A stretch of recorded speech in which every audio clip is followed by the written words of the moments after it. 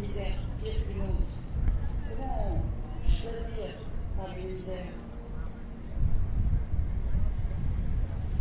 Well, the goal is that a child born anywhere in the world would have the same chance of living a healthy life as a child born anywhere else. And so once you decide that's your driving principle, then you go and you learn why is it that children in Africa are 20 times more likely to die before the age of 5 than a child born in France or the United States. And then you learn, okay, malaria is 30% of that, diarrhea, pneumonia. Unfortunately, it's only about 10 things.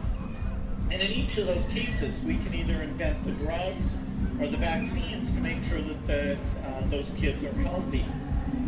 And so that's what our foundation does. We take those priorities, we find partners, mostly governments, including the US government and the European governments, and then we sit down and we set very ambitious goals. When we got started, over 12 million children were dying every year. Now that's down to 6 million. So by getting new vaccines out, by having better nutrition, huge progress has been made. And the goal is that by 2030, we cut that in half again. So we're at 6 million a year now, and we want to get it down to 3 million. What that means is we go from 5% of all children dying before the age of 5 to 2.5%.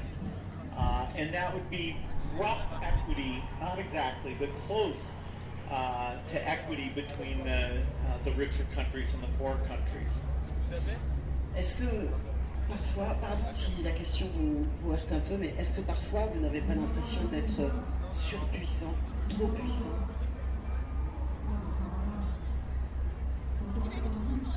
Moi j'aurais peur si j'avais tout votre pouvoir.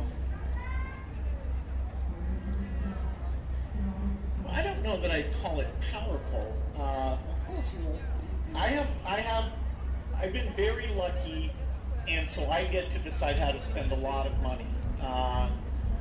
It's so much money I could, spend it on myself. Boats, planes. I have enough to eat. I have enough clothes to wear. It's hard to imagine because it is a large amount of money. So yes, it's a certain responsibility, which my wife is my partner in this and very, very helpful. It's a certain responsibility to make sure it's well spent. So we've had some cases where we've spent on, say, a new approach to science to create a vaccine that didn't work. For example, in the HIV case, it's good that we've backed many different approaches because a number of them have proven to be dead ends. Now, there's some that are looking very good, but it has taken longer than we expected. So yes, I have the responsibility to make sure the money's well spent. But I feel lucky that my work at Microsoft, what I learned about science and efficiency and research and development, those things have equipped me fairly well. And I do work very hard. I try and hire, I was able to hire smart people at Microsoft, and so now the team we built at the foundation, I feel is a very good team. But yeah, I work hard because I do, even though I enjoy it, it is a position of great responsibility about those resources. Vous allez pouvoir poser des questions à Bill, bien entendu. J'ai une toute dernière question. Vous avez traversé le monde, vraiment, vous êtes allé partout. Quel est le plus bel endroit pour vivre? Just France, but... Well, yes, the Riviera is pretty nice. Australia during the winter, I like Sydney's a very nice place. On a warm, sunny day, Stockholm's a nice place. Yeah, we had my family about 5 years ago. We had a chance. We spent a month and a half living in London and a month and a half living in Paris. And it was fantastic. Our kids got the exposure. We enjoyed ourselves a lot. Enfin, une toute dernière question. La philanthropie, c'était votre choix de couple. Ce n'était pas le choix de votre famille, c'était votre choix à vous deux, Bill et Melinda. Est-ce que le reste du monde n'est pas parfois un peu encombrant pour vos enfants?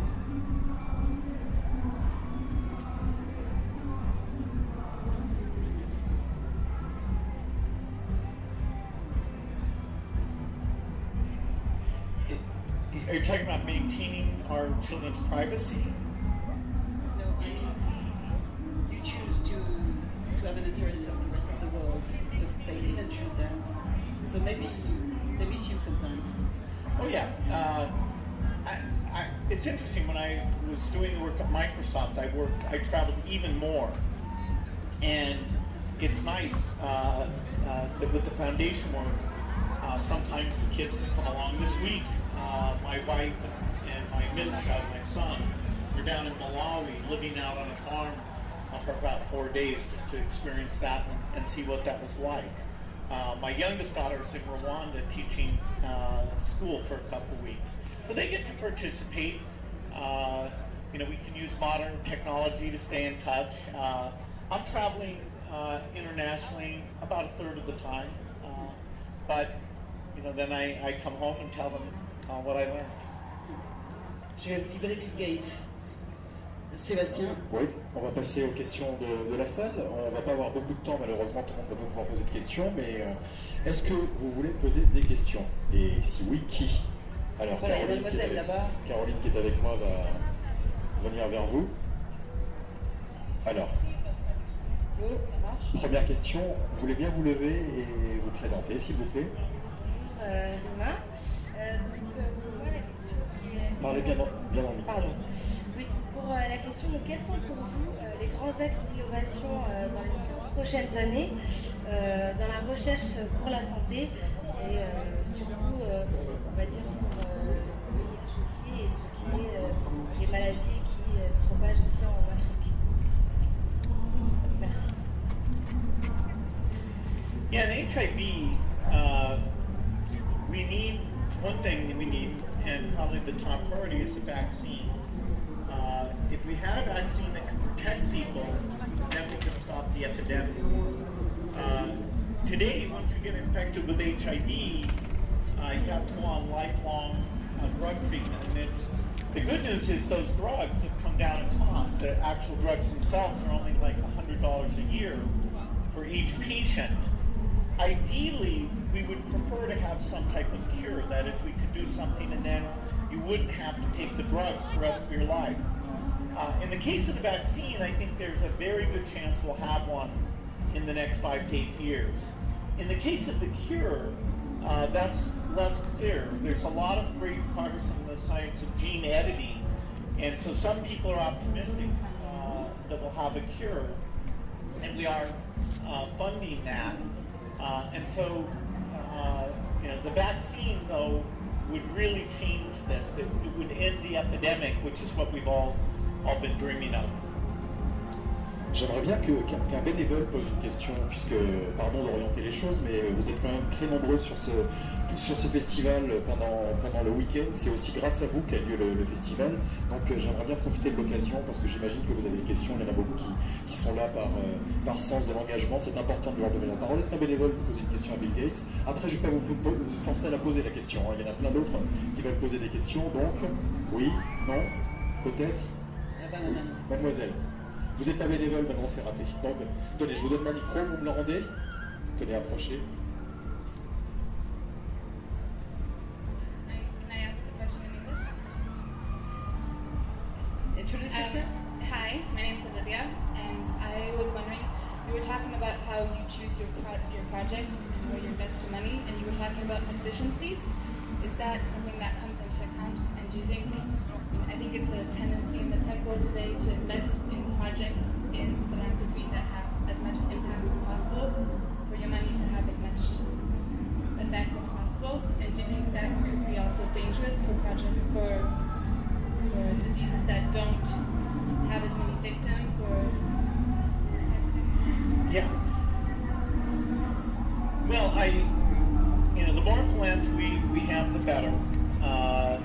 The more intelligent we are about funding the science the right way, the better. I do think that medical science is advancing quite rapidly, and we do see that for all the diseases that exist in the rich countries, cancer, heart disease, even the fairly rare diseases that show up in the rich world, we are making progress because there's a market, either the patients or the governments are paying for those things. I went in Paris yesterday to the Necker Institute, which is actually a children's hospital that specializes in rare diseases. And they're doing some fantastic work there. It's not only helping with rare diseases, but even some of these rare diseases help us understand the more common diseases like intestinal disease or tuberculosis. And so I think we should prioritize, HIV, which is one of the biggest killers, tuberculosis, malaria. We should go down the list and get all of that. We are making a lot more progress than ever before. It took 40 years to cut the death rate from 20 million to 12 million. It took 25 to cut it from 12 million to 6 million, and now I'm saying I hope it'll take 15 years to get down to 6, and then we can, we get more and more rich countries, more and more rich people, and science is on our side. So, within my lifetime, I hope that we have very few of these diseases left. Encore une question? Oui? Question devant, allez-y. La Fondation Gates existe depuis 15 ans. Qu'est-ce que vous retenez de ces 15 premières années et qu'est-ce que vous allez faire dans les 15 prochaines années? En une minute. Well, in the next 15 years, I hope we're very close on polio eradication, so that's good. With any luck, we'll get an HIV vaccine, and within 15 years, I will have no more people infected with HIV. If things go well with malaria, we should be very close to malaria eradication within 15 years. The one that actually is a huge one for us now is malnutrition. That for every kid who dies, there's actually 4 kids, which in Africa means almost half the kids, even though they survive, they don't fully develop mentally or physically. And that hugely holds back those countries, because even if they invest in education, the people aren't able to learn and achieve the potential that they should have. And so figuring out the health and agricultural ways that we can stop the malnutrition, that's really risen to the top of our list. For my wife, one of the things she's very focused on, I'm also very enthusiastic about it, is to make sure that every woman who wants contraceptive tools, that they have access. And in the world today, there's 210 million women who want contraceptive tools, either to space their births or to limit their family size, who aren't able to get those things. And so we're bringing the prices down, making sure it's more available. That's another one that I'd say by 2030, there should be almost no women who want those tools who don't have access. Oui, allez-y. Ah, on vous entend pas. Allez-y, c'est pas grave, on traduira. Allez-y, jeune homme. Bon, voilà. Vous étiez là l'année dernière au Solidays, là vous êtes ici cette année, et je voudrais savoir pourquoi cet événement et pourquoi encore cette année au Solidays. Oh, I think mainly is to thank people for their commitment to fighting HIV, and to ask you to continue to have a loud voice on this issue. I get to go out and see in these countries how those medicines are saving lives. I get to meet the people. I wish all of you who work on this could actually go there and see this. Everyone who goes, it touches them in a very deep way. And particularly now, I think the budget challenges are probably worse today than they were even a year ago. And the issue of how do you solve that? There's a lot of lack of clarity. So your voice will make a huge difference now. The Global Fund a year from now will start another round for the next 3 years of fundraising, and we know what the needs are in the country. And so I was very happy it worked to come this time, and it's an amazing event.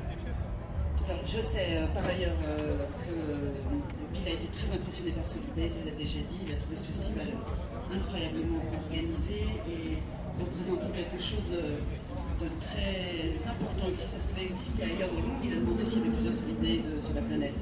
Et il n'y en a qu'un. Et c'est ici. Merci beaucoup à vous d'avoir été avec nous aujourd'hui. Time is money, it's got to go now. Merci infiniment d'avoir répondu à nos questions. Pardon pour toutes vos questions. Et rendez-vous au forum, bien entendu, ça continue. Bien sûr, bien sûr. Merci. On remercie Maïtena Virabel, merci beaucoup Monsieur Bill Gates. J'ai envie de vous dire next year. Et je vais vous demander 2 minutes, comme d'habitude, pour passer à l'intervenant suivant. Nous serons dans un instant avec Michel Kazachkin et on va parler d'un sujet également brûlant, 40 ans de lutte contre la drogue. A tout de suite. Et ne partez pas tous, hein, ça reste intéressant. Ne faites pas ça. Vous allez juste vous rafraîchir dehors et vous revenez, bien sûr.